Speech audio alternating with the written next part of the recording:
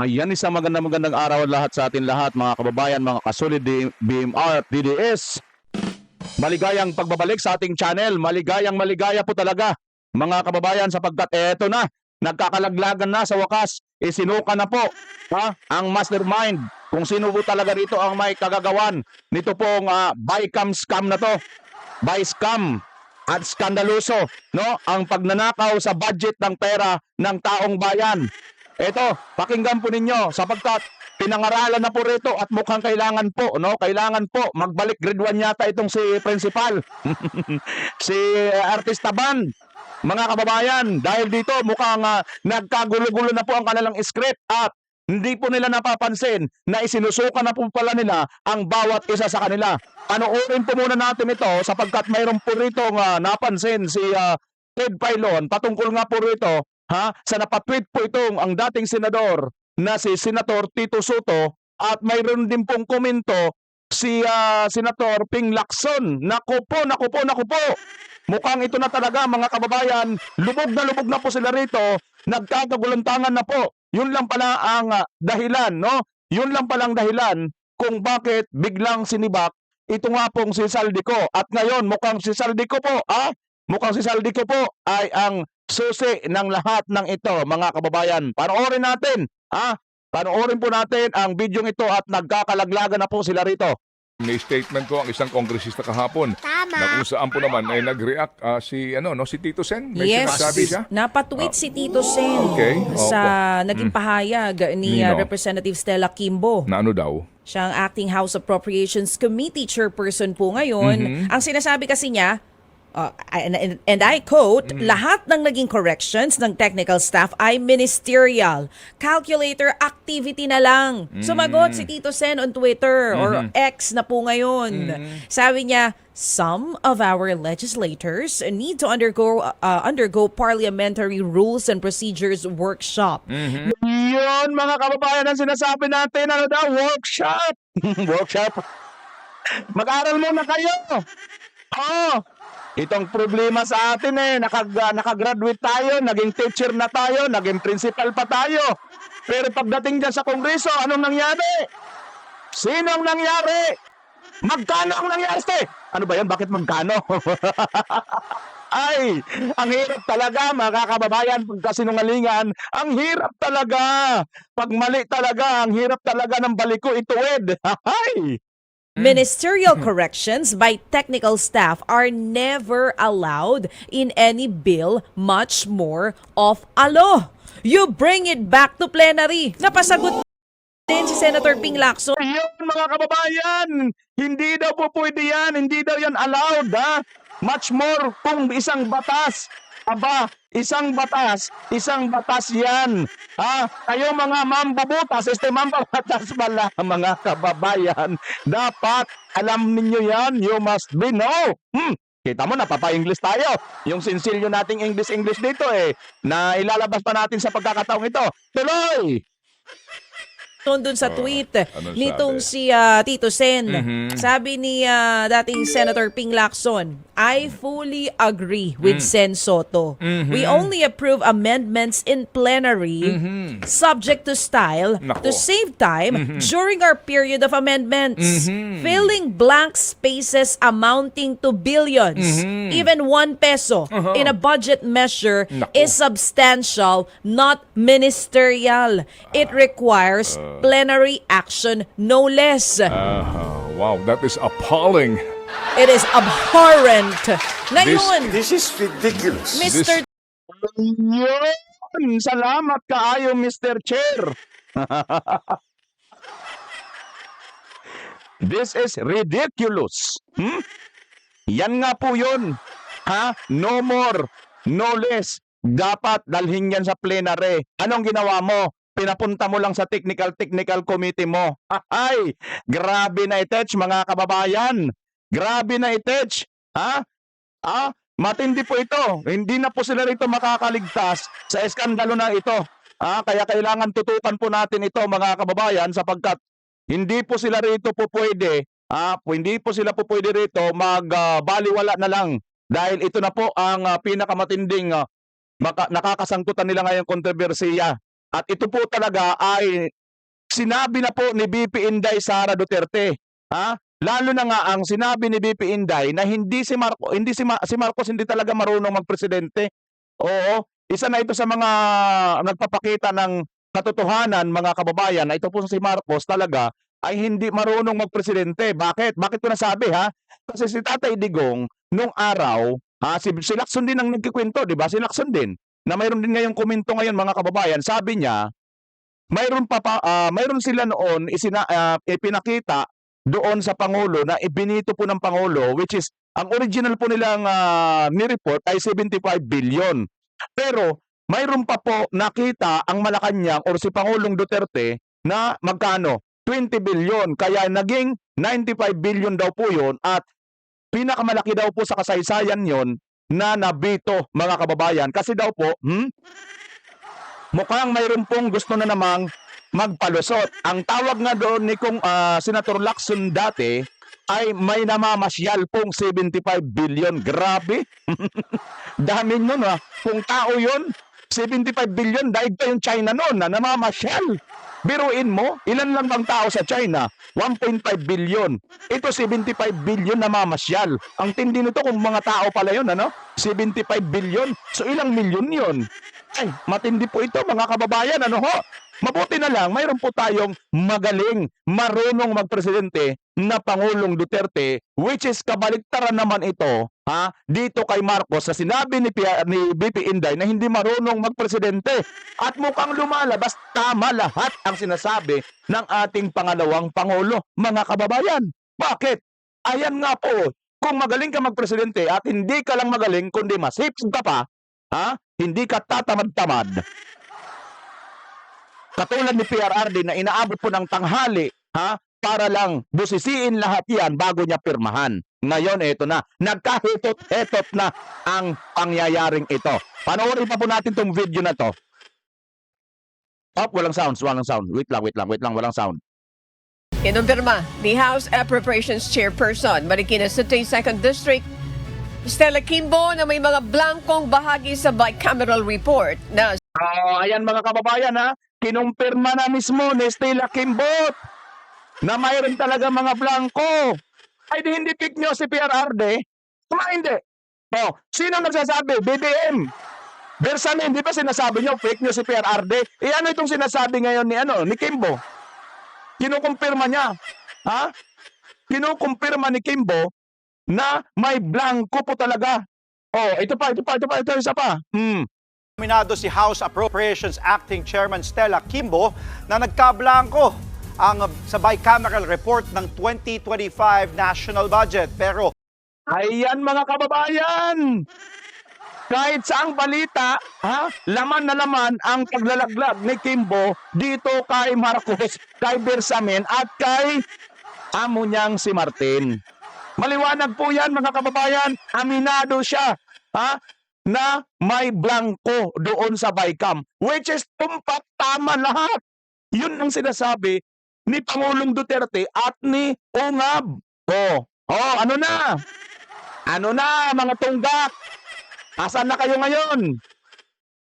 ng 6.325 trillion pesos national budget para sa 2025. Ayon sa mambabata sa mga blankong item ay resulta ng mga typographical error na inayos ng technical staff ng Kongreso at Senado. Gayunpaman, nilinaw nito na may nakalaan ng pondo para sa mga ito bago lagdaan ni Pangulong Ferdinand Marcos Jr. Kaya't legal at epektibo ang General Appropriations Act para sa 2025. Ano daw ang narinig ninyo, mga kababayan? Ulitin natin yung portion na to. Makinggan ninyo, may narinig po ako. Anong napansin ninyo? I-comment nyo sa baba kung anong napansin ninyo, ng Kongreso at Senado. Gayunpaman, nilinaw nito na may nakalaan ng pondo para sa mga ito bago lagdaan ni Pangulong Ferdinand Marcos Jr. Kaya't legal at epektibo. Ano daw, mga kababayan? Ano ang napansin ninyo? Comment nyo po dyan sa baba. Dali, comment mo nyo kaagad. Ito ang napansin ko. Mayroon na daw po itong pondong nakalaan kahit blanco pa. Ay! Uy, grabe, ito na talaga yun. Ito na talagang panlalaglag nito ni Stella Kimbo. Typographical error na inayos ng technical staff ng Kongreso at Senado. Gayunpaman, nilinaw nito na may nakalaan ng pondo para sa mga ito bago lagdaan ni Pangulong Ferdinand Marcos. Naalala nyo kahapon ang ating upload kagabi pala mga kababayan? Di ba sinasabi dito ni Super Manga, kilala nyo si Super Manga, no? O kung hindi nyo kilala, comment nyo dyan. Hanapin nyo si Super Manga, masarap yun. Masarap mambudol yun. Ganito yun. Di ba sinabi niya kahapon, kagabi, na nakakapagtaka, mayroon ng pera, wala pang proyekto, pero may pondo na. Anak ng pating, ang lupit nitong revelasyon na to. Ang lupit, mga kababayan, ang lupit. Ito na talaga. Mantakin mo yan. Anong senyorito, mga kababayan? Oh, teka muna, wag mo muna tayo makontento ito pa. Banatan na po rito. Nanindigan siyang legal ang ipinasang pondo. Nasa frontline ng balitang yan, si Marian Enriquez. Legal at valid ang isinabatas na 2025 national budget.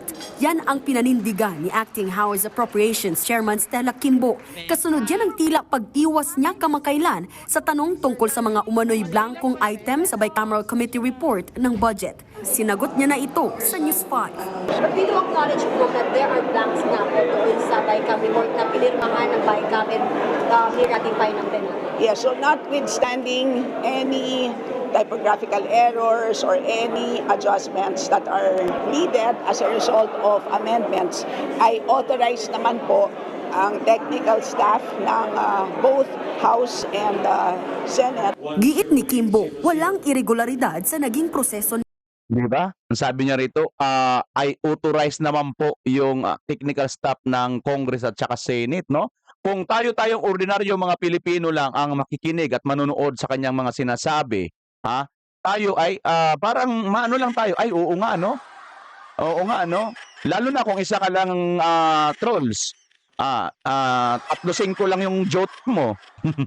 Wala ka talagang magandang pangunawa. Hindi mo talaga inuunawa ang lahat. Aba, believe ka na rito eh. Believe ka na rito. Nakagawa na ng script eh, no? Ganda eh. Kasi nung una, nagtatakbo ito eh, di ba? Katulad si Grace po eh. Hindi rin agad makaano. Bakit? Kasi wala po pong yung script. Hindi pa tapos. Alam nyo naman, pag mga artista, di ba? Anak ng artista yan eh, si Grace po eh. Kaya siguro magaling din po talagang umiwas. Umiwas sa tanong. Kasi di ba parang ang bilis nila, di ba? Mga kabayan, napansin nyo yon? So ngayon, ito naman si, very articulate na, ang ganda na magsagot. Pero bakit nung una, nagmamadali ako, meron pa akong pupuntahan. Sakay na ako sa aking artista man, yung tabili. So makain na, di pa agay, lang yan. Oo. Tuloy natin, ha? Ay, mga 3-5 jutang na mga trolls. Believe na kayo dito dahil pwede naman na po. Pero teka, huwag kayo mag-alala dahil sasagutin yan ni Senator Tito Soto at ni Ping Lacson. Nila. It is legal, it is fully enforceable, it is valid. Ibig sabihin po, ang General Appropriations Bill na nanggaling po sa Congress ay kompleto. Walang blank. Sabi pa ni Kimbo, lahat ng correction o mga binago ng technical staff ay napagdesisyonan na ng mga miyembro ng BICAM. Ibig sabihin, calculator activity na lang po. So, lahat po, wala Calculator activity ha. Sige nga, tingnan nga natin kung tama yung sinasabi mo. na po silang discretion dahil lahat po ay decided na po by the BICAM members at the point of signing.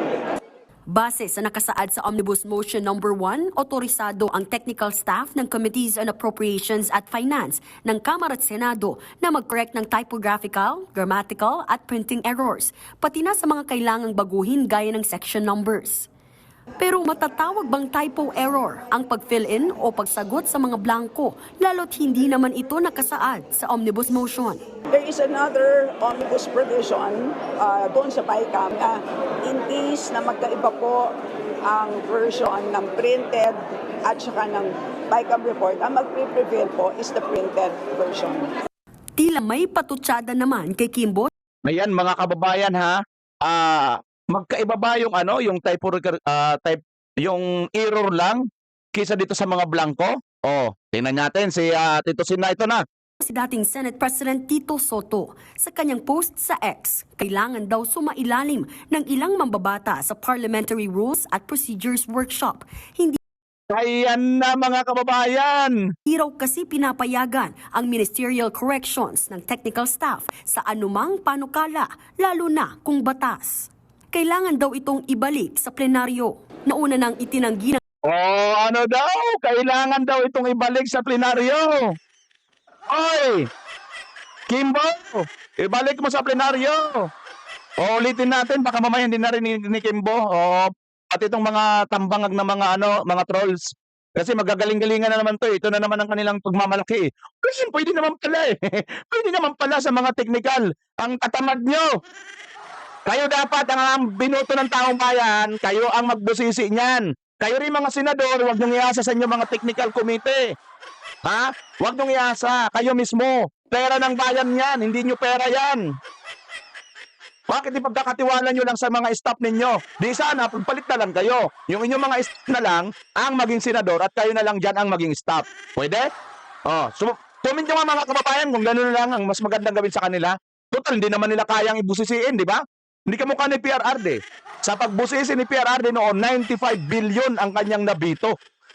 Pinakamalaki sa kasaysayan. Ha? Yung natipid ng Pilipinas at naligtas sa pagnanakaw dito sa mga kurap na mga politiko. Ito naman si BBM ngayon, billion-billion din, halos trillion-trillion ng pera. Dahil sa katamaran, dahil walang pakialam, inaasa lang dito sa mga technical staff nitong mga senador at mga congressman. Dahil dyan, lustay, waldas, ubos na. Utang-utang, baon na tayo sa utang, mga kababayan. Soto sa kanyang post sa X, kailangan daw sumailalim ng ilang mambabata sa Parliamentary Rules at Procedures Workshop. Hindi raw kasi pinapayagan ang ministerial corrections ng technical staff sa anumang panukala, lalo na kung batas. Kailangan daw itong ibalik sa plenaryo. Nauna nang itinanggi ng Senado na may blanco sa Bicameral Conference Committee report ng budget. Bukas din ang Kongreso sa mga magkikwestiyon ng budget sa Korte Suprema. Tulad ng ibang mga senador, nanindigan si Kimbo na ang importante, walang blanco sa 2025 General Appropriations Act. Legal daw ito at valid. Nagbabalita mula sa front. Ayan, legal daw ito at valid. Bakit ano sinasabi? Dahil wala daw blanco yung GAA. IGAA yun. Papaano naman doon sa BICAM? Tugmang-tugma ito mga kababayan, nakikita na po natin ang buong katotohanan dito. Kayo na lang po ang humusga sapagkat ang nangyayari po ngayon ay gusto po nilang papaniwalain po ang taong bayan na dito po sa budget na ito na talagang wala po ritong iskandal, no? Pero ang totoo mga kababayan ay malupit po ito, matindi po ito. Kaya nga po nagtutugma-tugma na po lahat ang mga nauna na pong hearing dyan noon. Kung napanood nyo, sa mga hindi po nakapanood, panoorin nyo po yung video na in-upload ko po kagabi. Kulang-kulang 100,000 po yata ang views noon. Dahil doon mga kababayan, pasabog ni BP Sara. Nako, nagkukunik-kunik po yan. Nagkaroon na po dati ng unang investigasyon talaga. Nakita na po itong akap na ito, yung 26 billion na ito. Doon pa lang sa investigasyon ng Senator Bato at ni Super Manga. Nakita nila na mayroon pong 26 billion, 26.7 billion na nandoon po nakaparking na mamasyal sa DSWD na ang sabi pa nga ni Senator, dating Senator na tuloy, ni Super Ate, na kayo, kung gusto nyo pang iboto, kung ayaw nyo nang iboto, magiging dating Senator na yan, ano? Sa tingin nyo, iboboto nyo pa ba yan? Si Super Manga, bahala kayo, kung iboboto nyo pa.